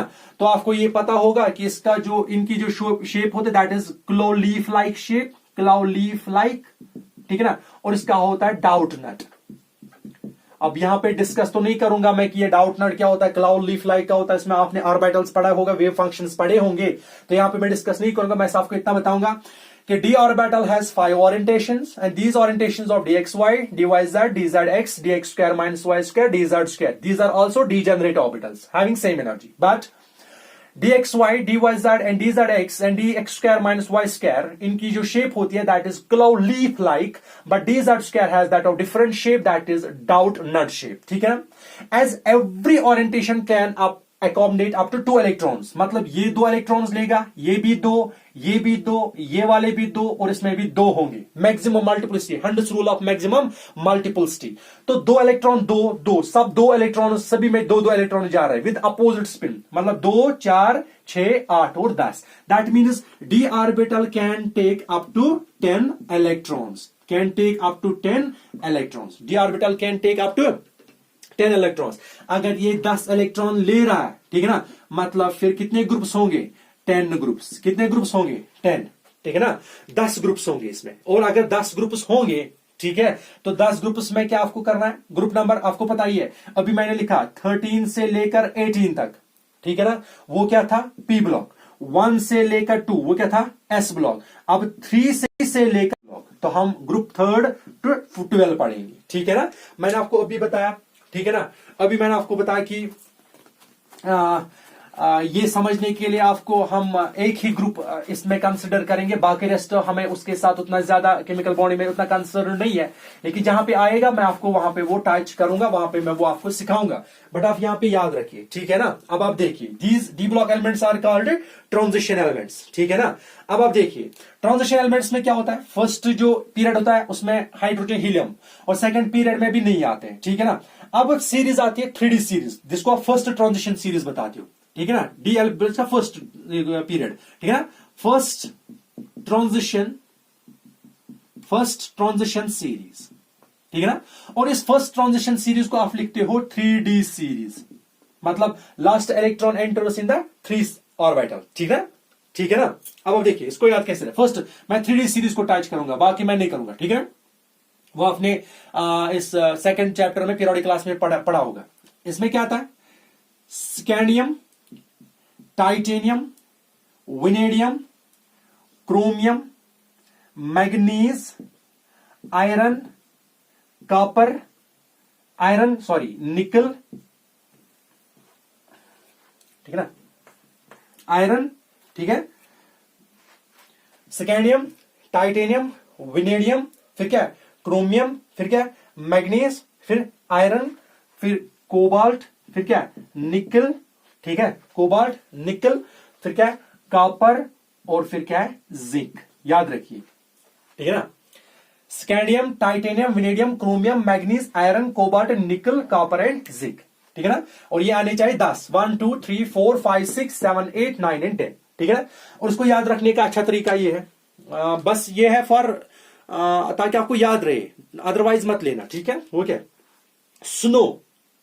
सुनो तुम विवाह करो मुझसे, फिर कोई नहीं कहेगा जानू, ठीक है ना। सीरियस मत लीजिएगा, बस this is for simply for fun and also ताकि आप लोगों को आपको ये याद रहे, ठीक है ना। सुनो तुम विवाह कर लो मुझसे, फिर कोई नहीं कहेगा जानू, ठीक है ना। Scandium, titanium, vanadium, chromium, manganese, iron, cobalt, nickel, copper and zinc. आपको पता है स्कैंडियम जो है, ठीक है ना, इसका एटॉमिक नंबर जो है दैट इज 21, ठीक है ना। इसका 21, दिस इज 22, दिस इज 23, ठीक है ना, दिस इज 24, 25, 26, 27, 28, 29 एंड फिर आएगा 30। याद रखिए, ठीक है ना। ये आपको पता है 20 आया था कैल्शियम, कैल्शियम के बाद क्या आता है फिर स्कैंडियम, तो स्कैंडियम के बाद स्कैंडियम, टाइटेनियम, विनेडियम, क्रोमियम, तो इस तरह तो आपको आएगा। अब तो कोई मसला है नहीं, ठीक है ना। अब आप देखिए स्कैंडियम का मैं करूंगा, ठीक है ना। Electronic configuration 1s2, 2s2, 2p6, 3s2, 3p6, ठीक है ना। अब आप देखो 2 4 4 तो 4 6 कितने हुए, 10 10 और 12 12 6 18 हुए ना, ठीक है ना। अब 3p6, ठीक है ना। अब आप देखिए अब होगा 4s2, ठीक है ना। 1s2, 2s2, 2p6, 3s2, 3p6, फिर क्या है 4s2, ठीक है ना। और आएगा फिर 3d, ठीक है ना। कितने में 2 4 10 11 12 18 19 20, अब कितने 21, तो इसमें डी में होगा 1, ठीक है। इंक्रीजिंग एनर्जी लेवल पे अगर लिखना है तो इसको इस तरह, एस को डी को पहले लिखते हैं फिर एस को लिखते हैं, ठीक है। वो इस तरह होगा 1s2, 2s2, 2p6, 3s2, 3p6, पहले 3d का 3d10, फिर है 4s2 का, सॉरी 10 का नहीं 3d1, फिर है 4s2, ठीक है ना। इस तरह आप लिखिए। पहले आप देखिए हाईएस्ट वैल्यू 4s, ये कौन सी शेल बनेगी, valence shell, outermost shell, इसको आप लिखोगे बाय सिंबल n। फिर है 3d, है कि नहीं 3d, फिर क्या 3p, 3s, हाईएस्ट वैल्यू 3, ठीक है ना। इसको बोलते हैं inner shell, that is n-1 shell, ठीक है ना, और पेनल्टीमेट शेल, ठीक है ना। अब 2 है, दैट इज n-2 शेल, ठीक है ना, that is called anti penultimate shell. और फिर ये है 1s, that is called anti, ये है ना n-2 shell, that is called n-3 shell. याद रखिए आउटर मोस्ट शेल और वैलेंस शेल n-1, ठीक है ना, that is called penultimate shell, n-2 that is called anti penultimate shell, and n-3 that is called what, n-3 shell. इस तरह आप इसको याद रखोगे, outer shell, penultimate shell, anti penultimate shell, n-3 shell, तो इस तरह आप याद रखोगे, ठीक है ना। अब आपको क्या देखना है, देखिए याद रखिए पहले यहां पे 4s2 और 3d1, 4s2 और 3d1, ठीक है ना। और आप देखोगे 3d में कितने 1 और 4s में कितने, तो इसका लास्ट इलेक्ट्रॉन इस तरह लिखो 3d1 4s electronic configuration 4s2, ठीक है ना। और इसका क्या बनेगा फिर 3d1 4s2, s में तो बस 2 जाएंगे तो होगा 3d2 4s2, ठीक है ना। हाँ, इसी तरह यहां पे भी 3d, क्योंकि मसला है 3d का, ठीक है ना। 3d2 यहां पे क्या होगा फिर 3d3, यहां पे 4s2 था ना, फिर क्या होगा 4s2, ठीक है। तो इस तरह आप इलेक्ट्रॉनिक कॉन्फ़िगरेशन का लिख सकते हो, लेकिन हमें जो बोलना है ना वो ये है, वो आपको याद होना चाहिए। देखिए क्या बहुत इंपॉर्टेंट जो एंट्रेंस में आया था 3d3 4s2, अब क्या है 3d, फिर क्या होगा यहां पे आप लिखोगे 4, फिर क्या लिखोगे 4s2, बट ये गलत है, ठीक है ना। That is exceptional electronic configuration. और होगा क्या, s से इलेक्ट्रॉन जाएगा यहां, वो बनेगा d5, और यहां पे फिर एक इलेक्ट्रॉन रहेगा, वो बनेगा 3b5 एंड 4s1, ठीक है ना। क्रोमियम की इलेक्ट्रॉनिक कॉन्फ़िगरेशन जो है that is exceptional electronic configuration, because 3d5 half filled provides extra stability, ठीक है ना। अब इसका देखिए आप, वो क्या बनेगा, यहां पे 3d5 था ना, वो क्या बनेगा फिर 3d, ठीक है ना। यहां पे क्या था 5, ठीक है ना। 4s1 यहां पे क्या होगा फिर 3d5 4s2, और आयरन का क्या होगा फिर, ठीक है। आयरन का होगा फिर 3d5 4s2, आयरन का होगा 3d6, आयरन का होगा 3d6 4s2, इसका क्या होगा 3d7 4s2, इसका 3d8 4s2। अब इसका देखिए 3d9 है ना 4s2, गलत, क्योंकि 9 है और डी में 10 इलेक्ट्रॉन होंगे, तो एक्स्ट्रा स्टेबिलिटी क्या होगा, यहां से एक इलेक्ट्रॉन जाएगा यहां पे डी में, वो बनेगा 3d10 और 4s1। तो कॉपर की भी एक्सेप्शनल इलेक्ट्रॉनिक कॉन्फ़िगरेशन, यहां पे हाफ फिल्ड था बट यहां पे फुल फिल्ड है, ठीक है ना। अब जिंक आप देखोगे वो क्या बनेगा, वो बनेगा 3d10 4s2, याद रखिए, ठीक है ना। इस तरह इलेक्ट्रॉनिक कॉन्फ़िगरेशन निकाल सकते हो, ठीक है ना। बट क्रोमियम और कॉपर, ठीक है ना, इन दोनों के इलेक्ट्रॉनिक कॉन्फ़िगरेशन जो है एक्सेप्शनल है। क्रोमियम में हाफ फिल्ड की वजह से एक्स्ट्रा स्टेबिलिटी मिलती है, और कॉपर में फुल फिल्ड की वजह से एक्स्ट्रा स्टेबिलिटी मिलती है। और एक्स्ट्रा स्टेबिलिटी अगर मिलेगी ना, तो एक्स्ट्रा स्टेबिलिटी का मतलब क्या, कि इसको एक्स्ट्रा स्टेबिलिटी मिलती है, तो एक्स्ट्रा स्टेबिलिटी मतलब है कि ये प्रेफर करेंगे कि इनकी स्टेबिलिटी ज्यादा हो। और वो स्टेबिलिटी इनको कैसे मिलती है, by exchanging the electron from s orbital to d orbital. और यहां पे इनकी एक्सचेंज क्यों होती है, ऑलमोस्ट जो d ऑर्बिटल इस 3 और 4s 3d और 4s की बात करोगे ना, ठीक है ना, इनकी ऑलमोस्ट एनर्जी क्या होती है, सेम। यानी डी ब्लॉक एलिमेंट्स में जो 3d है और 4s है, ठीक है ना, इनकी एनर्जी जो है बहुत ऑलमोस्ट क्या होती है, सेम या स्मॉल डिफरेंस होती है, ठीक है ना। इसकी वजह, इन्हीं दोनों की वजह से हम वैलेंस इलेक्ट्रॉन जो है, वैलेंस इलेक्ट्रॉन, ठीक है ना, इनमें वैलेंस इलेक्ट्रॉन्स में हम दोनों इनको काउंट करते हैं, ठीक है ना। अगर आपको कोई बताएगा what is the valence electron for this, दोनों को काउंट करिए 2 and 3, ठीक है ना। इस तरह वैलेंस इलेक्ट्रॉन काउंट कर सकते हो, ठीक है ना। अगर आपको कोई बताएगा मुझे वैलेंस इलेक्ट्रॉन, आपको कोई बताएगा बताओ इसमें कितने valence, that is 2 and 2, that is 4, और समटाइम इट शोज 2, ठीक है ना। अब कैसे होगा वो हम देखेंगे, that is called variable oxidation, variable oxidation states, क्योंकि ये एक से ज्यादा ऑक्सीडेशन स्टेट दिखाते हैं। ये तो कभी एक इलेक्ट्रॉन बाहर निकालते हैं, कभी एक से ज्यादा, ठीक है ना। इसलिए मैंने आपको बताया डी ब्लॉक में उतनी इंपॉर्टेंस नहीं है केमिकल बॉन्डिंग में, लेकिन ये ग्रुप बहुत इंपॉर्टेंट है केमिकल बॉन्डिंग में, इसलिए मैंने इसी ग्रुप को टच किया। मैंने दूसरे group 4d series 5d series and 6d series को टच नहीं किया, हम इसी पे ज्यादा फोकस करेंगे, ठीक है। अब आप देखो इसमें 3 है 4 है 5 है, ठीक है ना, इसमें 6 7 8 9 और इसमें क्या होगा 10, ठीक है। इसी तरह आप देखोगे वैलेंस इलेक्ट्रॉन की हम बात करें, ठीक है ना। याद रखिएगा for D block element both 3d and 4s orbitals are counted, ठीक है ना।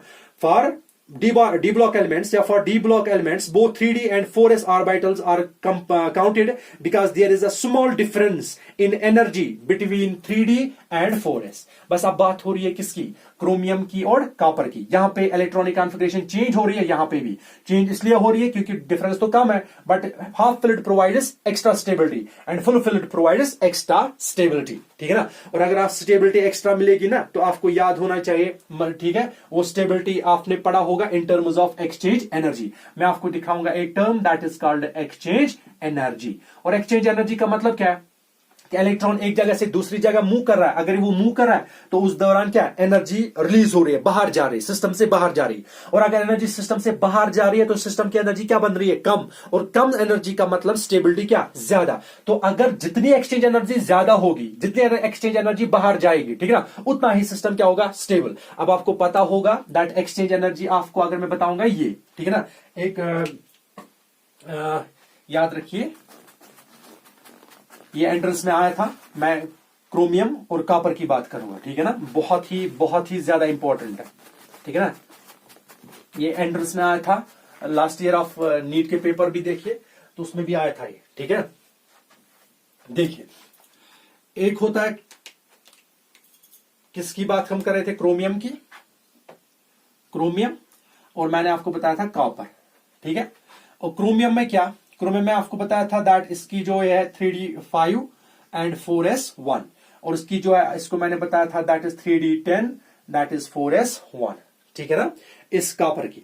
अब आप देखिए मैं अगर आपको बताऊंगा कि d5 सिस्टम d10 सिस्टम, यहां पे कौन सा d5 सिस्टम है और यहां पे क्या d10 सिस्टम है। अगर मैं आपको इस तरह बताऊंगा, मुझे बताओ d4 सिस्टम स्टेबल है कि d5 system, means d orbital having 4 electron and d orbital having 5 electron, ठीक है ना। अगर आपको बताऊंगा मैं इनमें से बताओ मुझे कौन ज्यादा स्टेबल है, तो आप पहले d4 का देखोगे। देखिए d ऑर्बिटल बनाइए आप 1 2 3 4, ठीक है ना, और 5, ये d ऑर्बिटल है, ठीक है ना। और d5 का फिर बनाइए, ओरिएंटेशन की बात है, ठीक है ना। हाँ? और d4 में कितने इलेक्ट्रॉन्स है, 4, 1 2 3 4, और इसमें कितने 5, 1 2 3 4 और 5। अब ये स्टेबल है कि ये स्टेबल, ये कंप्लीट हाफ फिल्ड है और इसमें अभी पेंडिंग है, ठीक है ना, तो ये स्टेबल होगा इस हिसाब से। बट हमें एक्सचेंज एनर्जी पढ़नी है। देखो ये अपनी पोजीशन एक्सचेंज कर सकता है, ये यहां से यहां तक जा सकता है, electron first with same spin, जिनका स्पिन सेम होगा, ठीक है। इसका स्पिन ऊपर ऊपर ऊपर ऊपर सभी का क्लॉकवाइज, ठीक है ना। ये यहां भी जा सकता है, ये यहां भी जा सकता है, ठीक है ना। तो फर्स्ट इलेक्ट्रॉन की कितनी स्पिन होगी, कितने एक्सचेंज होगी, 1 2 एंड 3, यानी 3 एक्सचेंज होंगी, ठीक है ना। और सेकंड इलेक्ट्रॉन की ये यहां जा सकता है और ये यहां जा सकता है, ठीक है ना। तो इसकी कितनी होगी, 2 एक्सचेंज। और इस वाले में थर्ड इलेक्ट्रॉन, ठीक है ना, ये जा सकता है यहां, ठीक है ना, तो इसकी कितनी एक्सचेंज होगी, 1। तो टोटल एक्सचेंज कितने, 3 2 एंड 1, यानी 3 + 2 + 1, वो कितने में, टोटल 6 एक्सचेंजेस है, ठीक है ना। अब इसमें देखो आप, ये इलेक्ट्रॉन यहां भी जा सकता है 1 2 3 4, ठीक है ना, यानी इसकी कितने एक्सचेंज हो सकते हैं, 4। हाँ, इसके कितने हो सकते हैं, 1 2 और 3 + 3। इस थर्ड इसमें कितने हो सकते हैं एक्सचेंज, 1 एंड 2, ठीक है ना, 2, और इसमें कितने हो सकते हैं, 1 और 1 इक्वल, ठीक है ना। हमें इसको ऐड करना, वो कितना है, 4 6 7 8, 4 7 8 9 एंड 10, इसमें कितने एक्सचेंज है, 10 एक्सचेंज।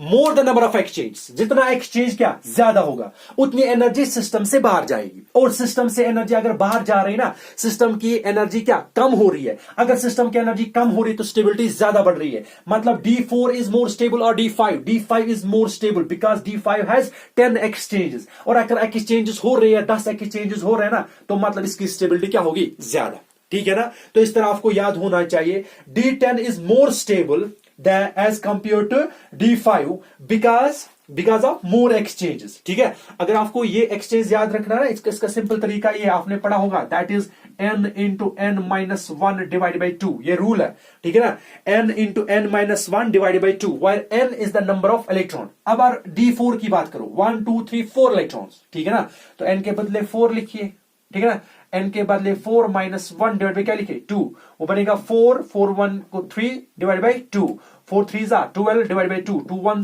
2 6, total exchange 6। तो d4 के टोटल एक्सचेंज कितने हैं, 6। अगर आपको कोई बता रहा है आप d5 की एक्सचेंज बताओ मुझे, ठीक है ना। अब d5 की एक्सचेंज मुझे बता रहा है, 5 बता रहा है, d5 बात हो रही है कितनी, 5 इलेक्ट्रॉन्स की, तो लिखिए n into n minus 1 divided by 2, n कितने हैं, 5 into 5 minus 1 डिवाइडेड बाई 2, वो क्या होगा, 5 into 5 1 means 4 divided by 2, 5 4 20 divided by 2, 2 1 2 10 मतलब 10 एक्सचेंज। तो यहां पे अभी मैंने यहां निकाला, ठीक है ना। More the exchange more the system will release energy, और जितनी सिस्टम एनर्जी रिलीज करेगा तो मतलब स्टेबिलिटी उसकी क्या ज्यादा होगी, मतलब डी जो है D5 is more stable as compare to D4, ठीक है ना। एक और बात, ठीक है, अगर मैं अब D5 एक, इसलिए D5 जो था वो हाफ फिल्ड था, ठीक है ना। अगर मैं अब हाफ फिल्ड और कंप्लीट फिल्ड को टच करूं, हाफ फिल्ड और कंप्लीट फिल्ड वाले को, ठीक है ना, हाफ फिल्ड में क्या था अभी, वो था D5 system, that was half filled, ठीक है ना, और D10 that is completely filled, ठीक है। अगर आपको कोई बताएगा ना कि इसमें कितनी एक्सचेंजेस है, अभी मैंने बताया 5 इलेक्ट्रॉन्स, ठीक है ना, अभी 5 इलेक्ट्रॉन्स 1 2 3 4 एंड 5, इसमें 10 इलेक्ट्रॉन्स है, ठीक है, 10 इलेक्ट्रॉन 1 2 3 4 5, एक इलेक्ट्रॉन 2 3 4 एंड 5, लेकिन टोटल 10 है, तो पैरेलल एंड अपोजिट स्पिन होगा, ठीक है। अगर मैं अभी मैंने बताया इसकी स्पिन अगर आपको देखनी है ना अभी, ठीक है ना, वो कितना आया था हमें n into n minus 1 divided by 2, n का मतलब number of electron 1 2 3 4 5, 5 into 5 minus 1 divided by 2, ठीक है ना, 5 को माइनस करेंगे 1, वो 4 बनता है, 4 5 20 डिवाइड बाई 2, और बनता है कितना 10, मतलब टोटल एक्सचेंज कितने थे 10, और आपको लगता है इसमें कोई एक्सचेंज नहीं होगा, ठीक है ना, ऐसा नहीं होता। ये बात हो रही है अपोजिट स्पिन, इस सेम स्पिन की, इसकी स्पिन देखो, इसकी स्पिन, दोनों की स्पिन क्या सेम है, इसकी भी स्पिन सेम, इसकी भी स्पिन सेम, इसकी मतलब इस वाले में एक्सचेंज होगा और फिर इनका भी एक्सचेंज होगा, क्योंकि इनका भी स्पिन क्या है सेम, मतलब टोटल अगर इसमें 10 हो रहे थे ना तो इसमें 10 से ज्यादा होगा, कैसा मीन्स ये वो होगा n into n minus 1 divided by 2, n कितने हैं 10, 10 माइनस 1 डिवाइडेड बाई 2, 10 को 9 के साथ करिए, ठीक है ना, डिवाइड बाई क्या होगा 2, ठीक है ना, सॉरी हाँ यही है, ठीक है ना। अब आप देखो 10 इंटू 90, तो ये इसको आप फिर ये करिए 1 2 3 4 5, ठीक है ना, और इसको भी फिर करिए 1 2 3 4 5, तो इस तरह आप देखोगे टोटल कितने एक्सचेंजेस मिलेंगे आपको, अगर यहाँ पे 10 मिल रहे थे, ठीक है ना, तो इसमें आपको ज्यादा एक्सचेंजेस मिलेंगे, ठीक है ना। सॉरी ये गलत है, क्योंकि पहले हमें ये यहां के 5 करना है, फिर यहां के 5 करने हैं, ये टोटल एक्सचेंजेस नहीं है, टोटल नंबर ऑफ इलेक्ट्रॉन्स हमें यहां पे काउंट नहीं करना, ठीक है, विद सेम स्पिन करना है, क्यों 1 2 3 4 और 5, ठीक है ना, जिनका एक ही स्पिन है ऊपर, फिर लिखेंगे 5 इंटू 5 माइनस 1 डिवाइड बाई 2, ठीक है ना, वो क्या हुआ 5 इंटू 5 4 डिवाइड बाई 2, वो कितना 20 डिवाइड बाई 2, वो 2 1 जार 2 10 जार हुआ 10, ये है ऊपर वालों। अब जो एंटी क्लॉकवाइज है, जिनका अपोजिट स्पिन है, ये वो भी 5 है, तो वो क्या होगा फिर 5 माइनस 1 वही डिवाइड बाई 2, वो भी कितना बनेगा 10, अगर इसमें 10 थे इसमें भी 10, तो टोटल कितना हुआ 10 एक साइड क्लॉकवाइज स्पिन का और 10 एंटी क्लॉकवाइज स्पिन का, और टोटल नंबर ऑफ एक्सचेंजेस 20, और यहाँ का एक्सचेंज क्या था 10, और यहाँ का एक्सचेंज जो है वो 20 है, मतलब ज्यादा है, अगर ज्यादा है ना means D10 is more stable as compare to D5, ठीक है ना। अगर आपको कोई बता रहा है D4 स्टेबल है कि D5, तो आप बताएंगे D5, क्योंकि वहां पे एक्सचेंज एनर्जी ज्यादा, ठीक है ना, more the exchanges more the stability, ठीक है। और अगर आपको कोई बता रहा है D5 क्योंकि हाफ फिल्ड है वो तो स्टेबल है, और D10 कंप्लीटली फिल्ड है वो भी स्टेबल है, अब दोनों में ज्यादा स्टेबल कौन है, तो आपको D10 बोलना है, क्योंकि वहां पे एक्सचेंजेस क्या ज्यादा होती है, बहुत ज्यादा, ठीक है। तो आपको याद रखना चाहिए ये एक और इंपॉर्टेंट बात, दैट इज कॉल्ड आपको अभी मैंने अभी बताया कि आयरन, ठीक है ना, आयरन के हमने अभी आपको एग्जांपल दी, एग्जांपल मैंने आपको क्या बताया कि इसके एटॉमिक नंबर 26 है, ठीक है। अगर 26 है तो इसमें क्या होता है, इसमें 1s2 फिर 2s2 फिर 2p6 फिर 3s2 फिर 3p6 फिर 4s2 फिर 3d, याद रखिए, ठीक है ना। फिर किस क्या हो रहा है 3d, आयरन की बात कर रहा हूं, ठीक है ना, और 3d क्या होगा फिर टोटल कितना 6 2 4 10 11 12 13 14 15 16 17 18 19 20, और यहां पे 3d6 आएगा, ठीक है। तो होगा क्या फिर इसके इलेक्ट्रॉनिक कन्फिगरेशन, हमें इसका 3d और 4s को काउंट करेंगे, ठीक है, मैंने भी बताया ना दोनों की एनर्जी डिफरेंस कम होती है, तो फिर हम लिखेंगे इस तरह 3d6 एंड 4s2, ठीक है ना, ये आयरन की है, ठीक है ना, आयरन की क्या है 3d6 एंड 4s2। अब आपको पता है आयरन जो है, ठीक है ना, आयरन की 2 ऑक्सीडेशन स्टेट्स है, आयरन की 2 ऑक्सीडेशन स्टेट्स है, एक क्या है, एक है Fe2 पॉजिटिव, एक क्या है Fe3 पॉजिटिव, ठीक है ना, 2 oxidation, it can release 2 electrons, अगर 2 इलेक्ट्रॉन रिलीज कर रहा है तो बनेगा 2 प्लस, ठीक है ना, +2 वाला, अगर 3 3 इलेक्ट्रॉन बाहर कर रहा है, ठीक, तो बनेगा Fe3+ वाला, ठीक है ना। तो आपको क्या होना, अगर आपको कोई बताना which of the following is more stable, इनमें से मुझे बताइए दोनों में से कौन ज्यादा स्टेबल है, ठीक है ना। ये एंट्रेंस में आया था, आपको करना है क्या, देखिए आपको सिंपल सा है कि आयरन का 26 है, तो पहले में कितने हैं, 2 है कि नहीं, फिर कितने हैं 8, ठीक है ना, और फिर कितने हैं 2, फिर कितने हैं 8, और फिर कितने हुए 10 और 14, ठीक है। आप इस तरह लिखिए, वो अलग लिखिए, मतलब ये 2 इलेक्ट्रॉन लूज कर रहा है। अगर ये 2 इलेक्ट्रॉन लूज कर रहा है ना, ठीक है ना, उस टाइम ये बनेगा ये 2 8 और बनेगा 14 और 2 हुए 16, और इसका हुआ 14 18 24 हुआ, मतलब 2 इलेक्ट्रॉन बाहर निकाले, ठीक है ना। अगर इसका देखोगे ये बनेगा 2 8, ठीक है ना। अब इसने 3 निकाले तो 14 नहीं होगा, फिर क्या होगा 13, है कि नहीं। और इसका अगर आप देखोगे तो बनेगा 2 8 एंड 16, ठीक है ना। देखिए 2 8 14, 2 8 क्या 16 है। अगर इसने इलेक्ट्रॉन 2 बाहर निकाले है ना, इसने कितने निकाले 2, तो बनेगा Fe2। अब इसके इलेक्ट्रॉनिक कॉन्फ़िगरेशन लिखो, वो क्या बनेगा, वो बनेगा ये 1s2 फिर 2s2, ठीक है ना, 2s2 फिर 2p6, फिर क्या होगा 3s2, ठीक है ना, और फिर क्या होगा 3s2 के बाद 3p6, फिर क्या होगा 3d, ठीक है ना, ठीक है ना, 3d क्या है 6, क्योंकि इसने अब 2 इलेक्ट्रॉन बाहर निकाले, मतलब इसने इलेक्ट्रॉन्स बाहर निकाले, ठीक है ना, ये एक।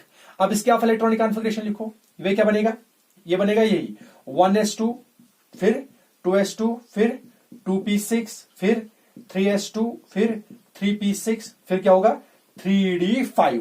एक तो 2 यहां से जाएंगे और d से 1 इलेक्ट्रॉन जाएगा, टोटल तो 3 निकालना है ना हमने, 3 अगर निकाले तो d में से भी 1 जाएगा, क्योंकि एनर्जी डिफरेंस कम है, तो पहले s से जाएगा फिर d से, ठीक है।